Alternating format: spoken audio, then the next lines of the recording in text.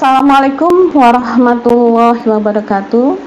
Selamat bertemu anak-anakku sekalian. Selamat berjumpa dengan Ibu.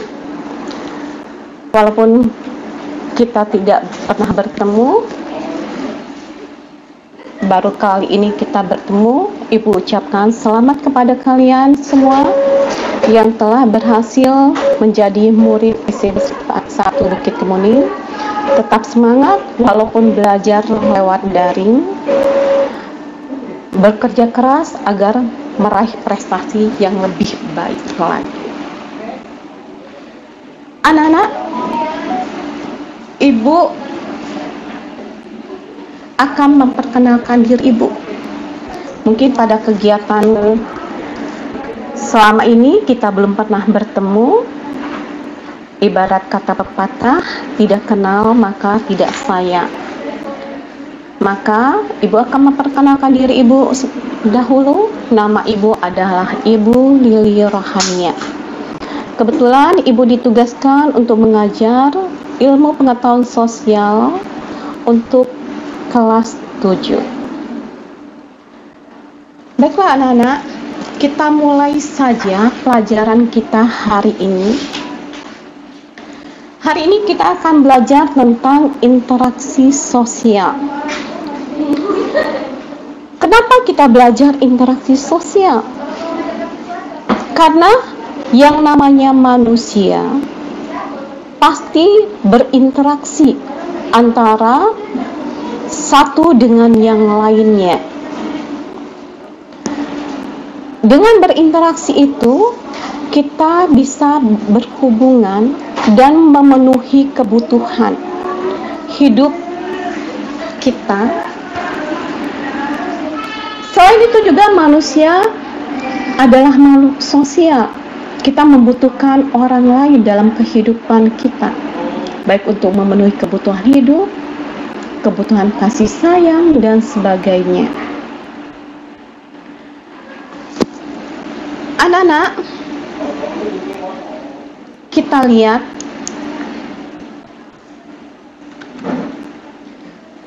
ada beberapa definisi tentang interaksi sosial yang telah Ibu buat. Ada 5 pakar di sini mengungkapkan tentang definisi interaksi sosial. Yang pertama adalah Sujono Sukanto mengatakan bahwa interaksi sosial adalah dasar dari proses sosial yang terjadi akibat adanya hubungan-hubungan sosial yang dinamis. Yang kedua, menurut Bonner, interaksi sosial adalah suatu hubungan antara dua orang atau lebih dengan tindakan saling mempengaruhi dengan lainnya. Yang ketiga, John Tebaut dan Harold Kelly. Interaksi sosial adalah peristiwa yang saling mempengaruhi antara dua orang atau lebih. Dan keempat, Charles C. Hotman. Interaksi sosial adalah tindakan yang dilakukan seseorang untuk menstimulus respon dari pihak lain. Kelima, J.L. Gilin dan J.P. Gilin. Interaksi sosial adalah hubungan-hubungan sosial dinamis menyangkut hubungan antar individu dan kelompok serta antar kelompok. Kita lanjutkan.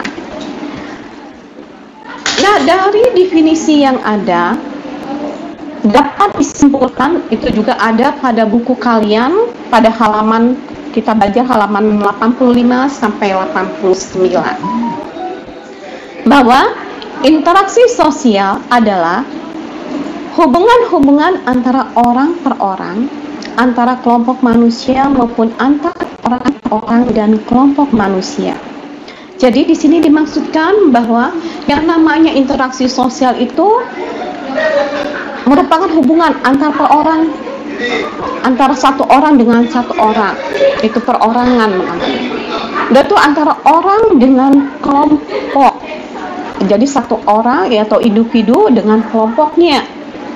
Dan kelompok manusia maksudnya antara satu kelompok dengan kelompok lain atau kelompok dengan kelompok lain, itu adalah kelompok dengan kelompok. Sekarang kita perhatikan pada gambar yang ini. Kira-kira ini hubungan sosial yang terjadi antara siapa, nak? Ya, tentu kalian bisa menebak karena ini seorang dengan seorang, individu dengan individu. Maka ini interaksi sosial antara individu dengan individu. Individu dengan individu ini satu, mereka saling berjabat tangan gitu kan, menepuk pundak temannya, itu interaksi individu dengan individu. Nah, individu dengan kelompok itu bisa terjadi pada saat kita belajar secara luring, secara langsung di kelas. Sosok seorang guru dengan murid di kelas. Nah, guru tadi menyampaikan materinya. Guru menyampaikan materinya itu adalah individu. Sedangkan kelompoknya adalah murid yang mendengarkan apa yang disampaikan. Itu adalah kelompok. Maka akan terjadi interaksi sosial antara individu dengan kelompok. Selanjutnya kita lihat juga ada gambar di sini. Ini adalah kelompok. Dua orang ya, mereka membentuk kelompok. Ini juga dua orang membentuk kelompok. Ini terjadi interaksi antara kelompok dengan kelompok. Kita lanjutkan. Ciri-ciri interaksi sosial.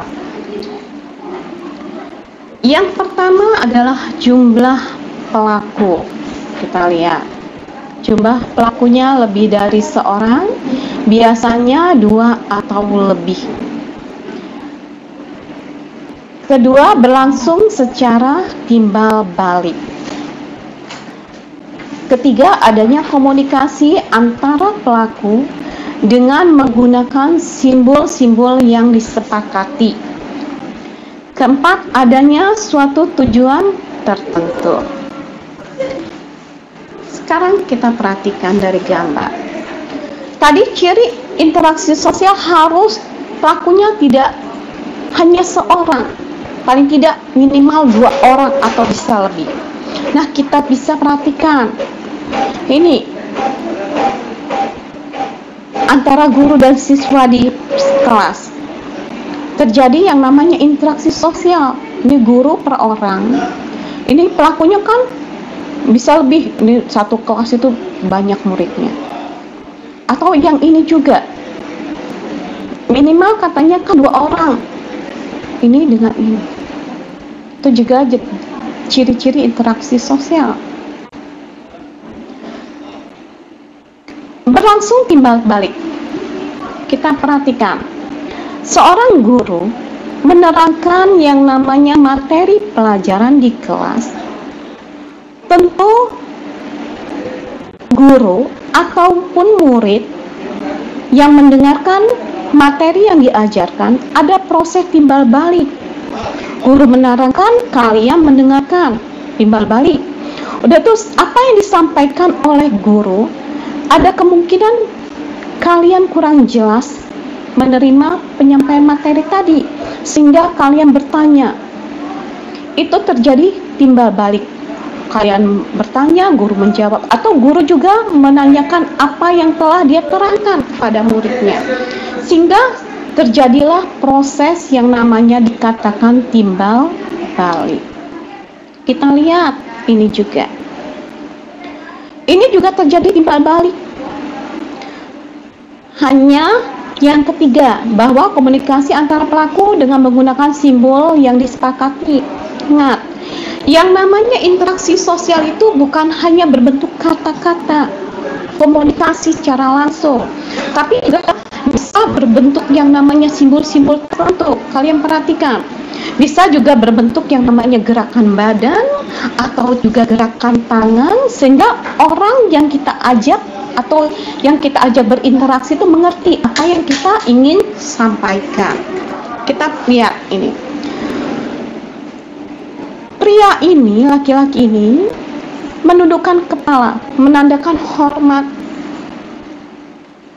Yang kawannya juga begitu, menanggapi apa yang dilakukan oleh pria ini, dia juga menundukkan kepala.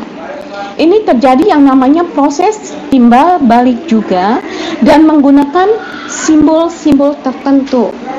Orang tahu kalau seandainya tidak mau, cukup orang menggelengkan kepala, atau dia mau menyetujui apa yang dia inginkan, boleh menundukkan kepala, menganggukkan kepala.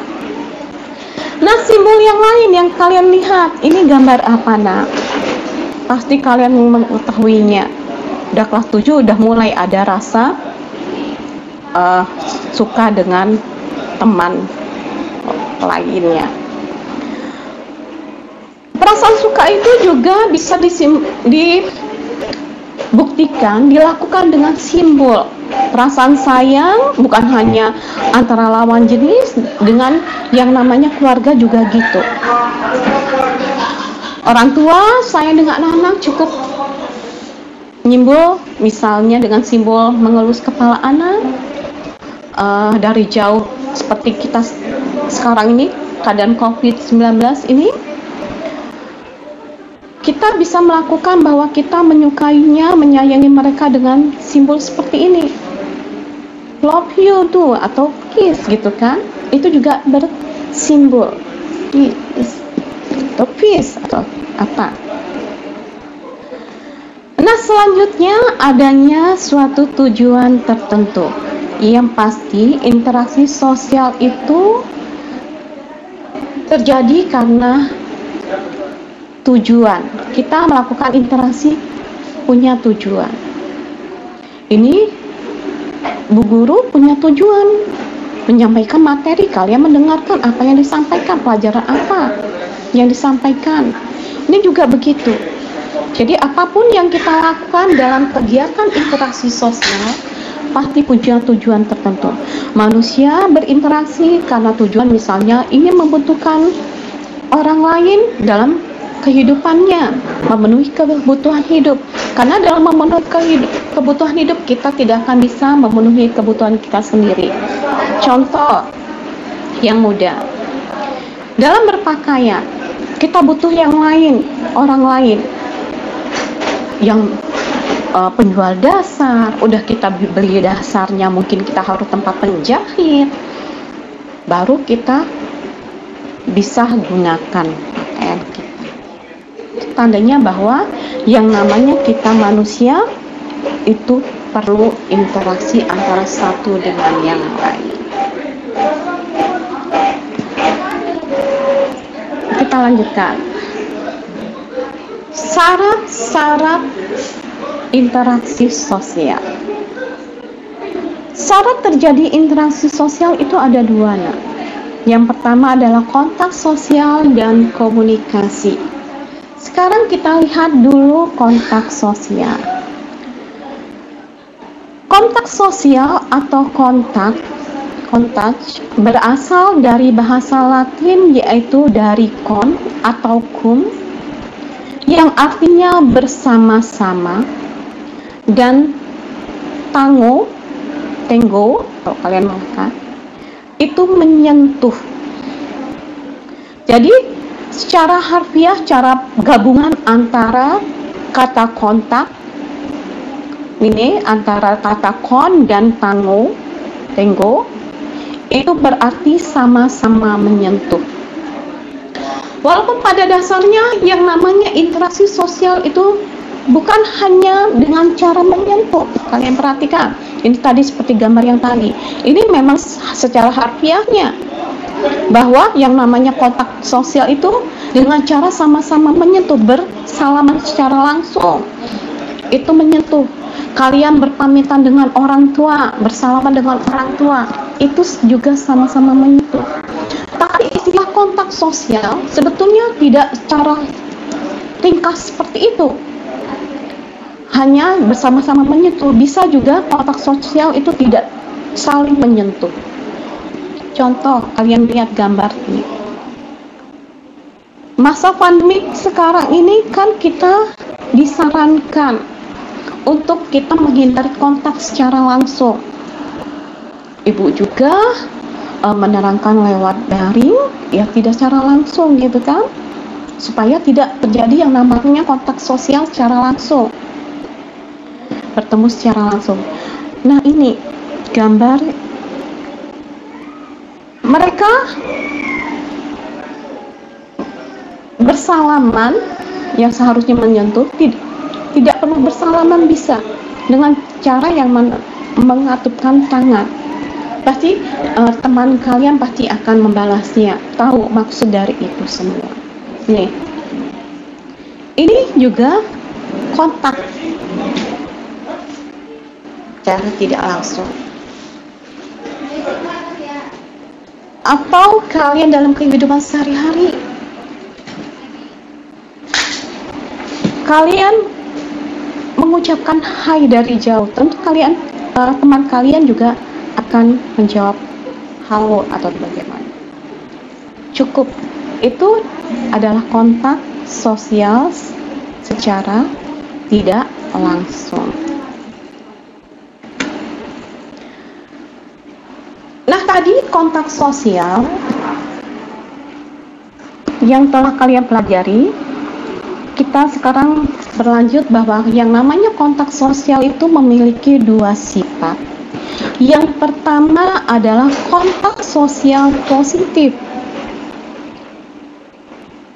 Artinya tindakan seseorang mendapatkan respon dari pihak lain sehingga membentuk suatu proses interaksi tahap lanjut. Yang kedua adalah kontak sosial negatif. Artinya, tindakan seseorang tidak mendapatkan respon dari pihak lain akibat kontak sosial tidak dapat dilanjutkan jadi proses interaksi sosial. Kita perhatikan lewat gambar ini untuk memperjelas apa yang dikatakan kontak sosial positif dan kontak sosial negatif. Nah, kontak sosial positif bila apa yang disampaikan mendapat respon, mendapat tanggapan, menanggapinya. Nah, gambar ini kalian lihat. Ini ada dua orang yang mungkin menyampaikan sesuatu materi ataupun menanyakan sesuatu. Nah, yang lain merespon. Ada yang tunjuk tangan, ada juga yang tidak. Itu tandanya merespon apa yang disampaikan. Nah, ini akan terjadi yang namanya kontak sosial positif. Berbeda pada gambar yang ada. Ini adalah kontak sosial negatif. Kalian perhatikan. Kenapa kok dikatakan kontak sosial negatif? Mereka asik dengan apa, nak? Ya, mereka pada asik dengan gadgetnya masing-masing loh. Mereka tidak peduli dengan kawan-kawannya yang lain masing-masing. Nah, ini kontak sosial negatif. Karena apa? Tidak terjadi respon antara mereka. Mereka senang masing-masing dengan kesenangannya masing-masing. Contoh dalam kehidupan kita, selama ini kalian belajar lewat turing, bertemu di kelas. Kejadian yang biasa kalian lakukan, misalnya begini. Pada waktu ibu menerangkan, kalian pasti duduk satu bangku dengan teman sebangkunya, mengajak ngobrol.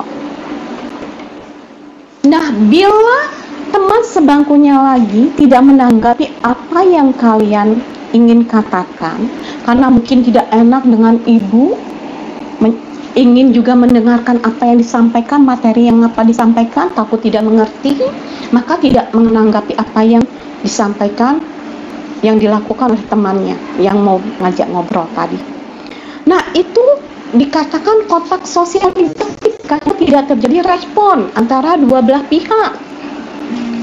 Berbeda dengan satunya, misalnya kalian duduk sebangku, ibu menerangkan, satunya ngajak ngobrol, sebelahnya menanggapi, akhirnya terjadi yang namanya obrolan yang berlanjut.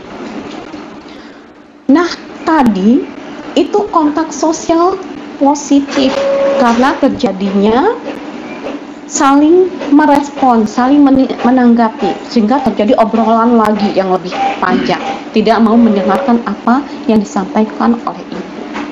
Nah, itu adalah contoh yang lain dari kontak sosial positif maupun kontak sosial negatif.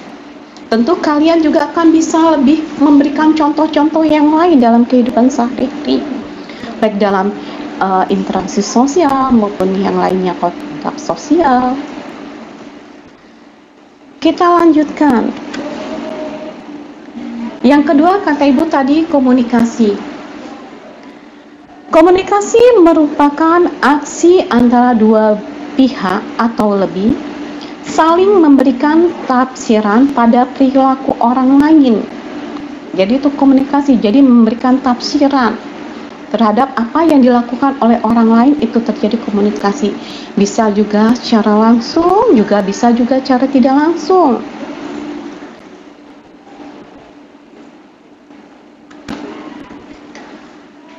Selanjutnya, unsur-unsur komunikasi. Unsur-unsur komunikasi yang pertama adalah sumber informasi.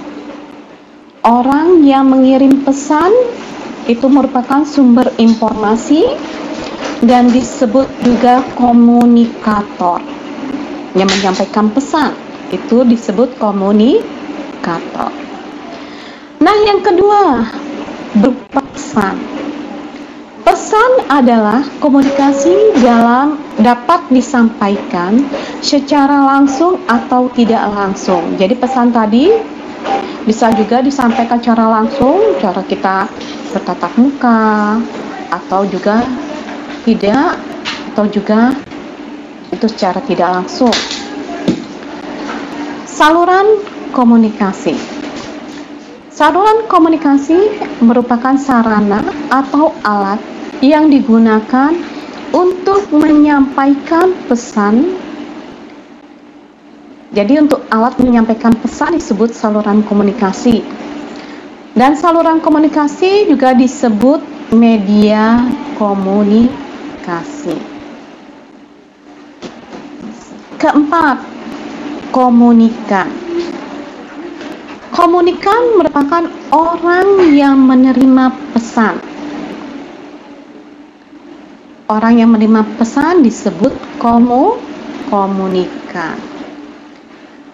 Nah, yang kelima adalah umpan balik.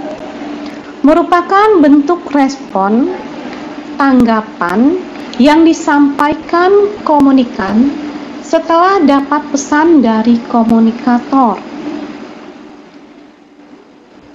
Keenam adalah gangguan komunikasi. Gangguan komunikasi menunjukkan adanya kendala yang menyebabkan penurunan efektivitas proses komunikasi. Gangguan yang bersifat secara teknis dan sistematis. Kita lanjutkan.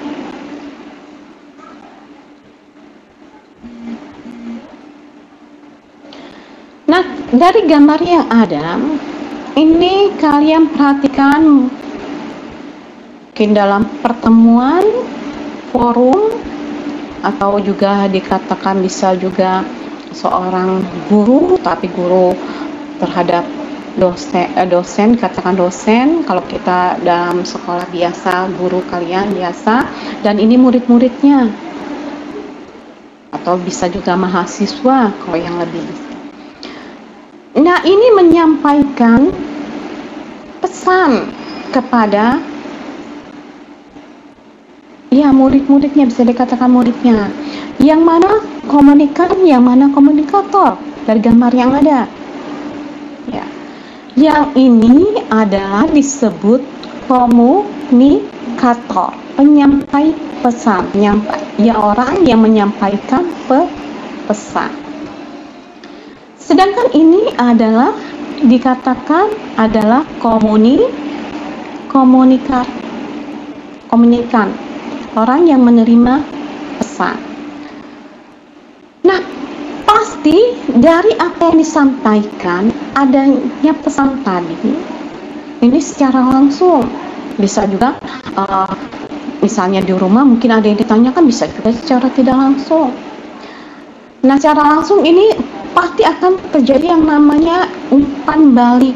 Yang ini menerangkan, menyampaikan pesan, ini komunikatornya, yang ini komunikannya, menerima pesan.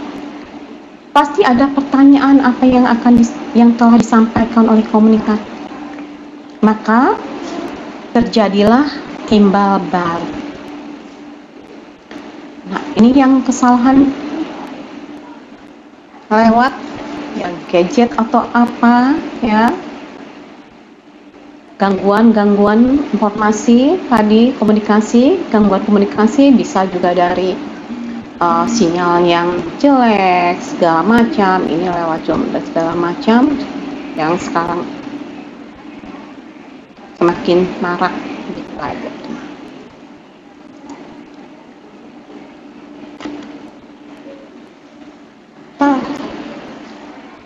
Sebelum kita lanjutkan tentang faktor-faktor interaksi sosial, anak-anak, yang namanya interaksi sosial itu juga bisa mengakibatkan yang sekarang ini marak terjadi, yang sekarang lagi tren, yaitu COVID-19 ya, pandemi 19 ini, COVID-19.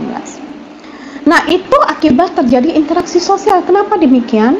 Karena seseorang yang mungkin terjangkit virus, mereka kan bertemu dengan orang lain, mengadakan interaksi dengan orang lain, sehingga virus yang ada pada orang itu menular kepada pihak yang lain.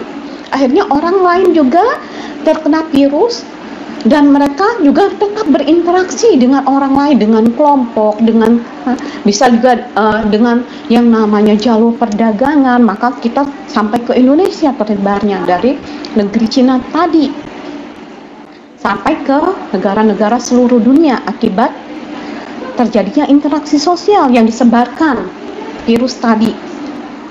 Perdagangan, para wisata, bisa juga dengan cara para wisata pergi orang lain ke tempat kita, atau bertemunya secara kelompok, itu juga bisa mengakibatkan tersebarnya virus pandemi 19. Kita lanjutkan tentang faktor-faktor interaksi sosial. Yang pertama, faktor interaksi sosial adalah faktor imitasi. Imitasi adalah proses seseorang mencontoh orang lain atau kelompok.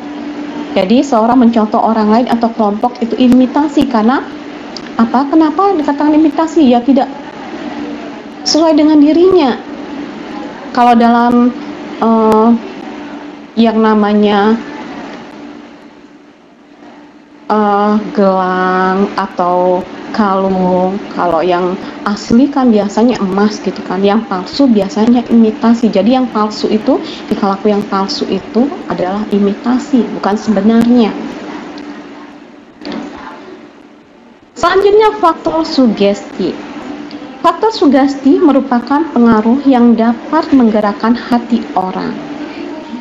Jadi yang pengaruh menggerakkan hati orang lain itu adalah sugesti. Ketiga, faktor identifikasi. Faktor identifikasi merupakan kecenderungan atau keinginan-keinginan dalam diri seseorang untuk menjadi sama dengan orang lain.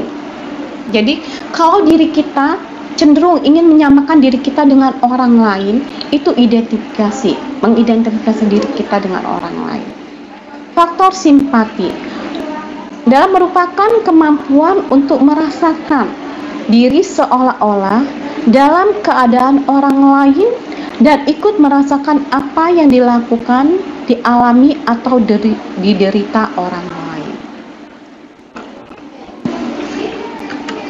kita lanjutkan. Nah, kita lihat gambar. Mana sih dari ini, mana yang simpati, mana yang imitasi, mana yang sugesti, mana yang identifikasi. Simpati, ini imitasi. Kenapa dikatakan imitasi? Lihat di sini. Seorang ibu yang biasa masak kebutuhan anak-anaknya. Nah, anak kecil ini karena kebiasaan melihat ibunya memasak di dapur, dia ingin mengikuti apa yang dilakukan oleh ibunya. Ini adalah dikatakan imitasi. Selanjutnya, ini seorang dokter. Dan ini anak kecil ini pasiennya. Ibu mengantarkan anaknya. Ini adalah sugesti, karena kadang-kadang seorang anak, dokter itu dianggapnya bila dia sudah bertemu dengan dokter ini, maka penyakitnya akan sembuh, dia cepat sembuh. Jadi dari perasaan hatinya itu adalah sugesti. Seandainya tidak dengan dokter ini, periksa dengan dokter ini, maka dalam hatinya bahwa dia tidak akan sembuh. Apapun yang diberikan, obat yang diberikan, tidak akan menyembuhkannya. Tapi bila dia bertemu dengan dokter ini, ada keyakinan dalam diri dia, itu sugesti, bahwa dengan bertemunya saja sudah menghilangkan, sedikit-sedikit menghilangkan penyakitnya, apalagi dengan resep atau minum obat yang diberikan oleh dokter. Itu sugesti. Identifikasi, mengidentifikasikan diri kita seperti orang lain. Lihat, artis. Nah, pasti kita ingin. Ada anak-anak sekarang yang ingin mengidentifikasikan dirinya dengan orang lain, dengan artis misalnya. Lihat berpakaiannya, mungkin cara bicaranya, penampilan dan segala macamnya. Nih, sekarang kan banyak anak-anak yang mengidentifikasikan dirinya dengan orang lain. Rambutnya diwarnai pirang, pengen kayak aktor yang dia inginkan. Nah, satu lagi contoh tentang simpati yang mungkin tidak ada, tapi bisa kalian dengarkan dari ibu, mudah mencarinya dalam kehidupan sehari-hari. Kalian juga bisa yang namanya bersimpati dengan teman. Misalnya teman punya kesusahan, kita bisa merasakan apa yang dirasakan oleh teman itu. Kita membujuknya, atau memberikan sesuatu bantuan kepadanya, itu juga yang namanya simpati. Nah, anak-anak, tentu dari apa yang telah ibu sampaikan, kalian juga bisa memberikan berbagai macam contoh dalam kehidupan kalian yang menyangkut tentang interaksi sosial, kehidupan kalian sendiri di lingkungan kalian. Dari apa yang ibu terangkan, ibu ingin kalian mengerjakan tugas yang harus kalian kumpulkan kepada ibu hari ini juga. Ada 5 buah soal. Yang pertama, apa yang dimaksud dengan interaksi sosial? Yang kedua, sebutkan 4 ciri interaksi sosial. Ini belum cukup. Interaksi sosial kurang. Jelaskan. Dan ketiga, sebutkan 2 syarat terjadinya interaksi sosial. Keempat, sebutkan 4 faktor yang mempengaruhi terjadinya interaksi sosial. Kelima, apakah pengaruh yang ditimbulkan pada masa pandemi COVID-19 dalam interaksi sosial pada diri masing-masing. Ini salah, bukan interaksi, salah Ibu nulisnya. Nah, Ibu tunggu jawabannya. Itu saja yang bisa Ibu sampaikan. Mudah-mudahan apa yang Ibu sampaikan bermanfaat bagi kita semua, khususnya bagi kalian yang menyangkut tentang pelajaran IPS, tentang interaksi sosial. Sebelum Ibu tutup, Ibu berpesan bahwa dengan interaksi sosial itu virus pandemi 19 itu bisa berkembang dengan pesat. Walaupun bagaimana yang namanya kita manusia tidak bisa tidak berinteraksi dengan orang lain. Tapi Ibu harapkan kalian bisa membatasi diri agar bagaimana sih caranya COVID pandemi 19 tadi tidak menyebar lagi, semakin bertambah, karena sekarang saja udah 88.000 sudah yang terjangkit, lebih yang terjangkit virus COVID-19 itu. Maka Ibu ingin kalian tetap jaga jarak, walaupun semangat belajarnya masih ada, terus berkembang dengan baik. Kalau kemana-mana pakai masker, cuci tangan, dan jaga kebersihan juga, kesehatan tubuh, imun tubuhnya semakin ditingkatkan melalui suplai makanan yang lebih baik. Itu saja yang Ibu sampaikan. Ibu akhiri. Wassalamualaikum warahmatullahi wabarakatuh. Dadah.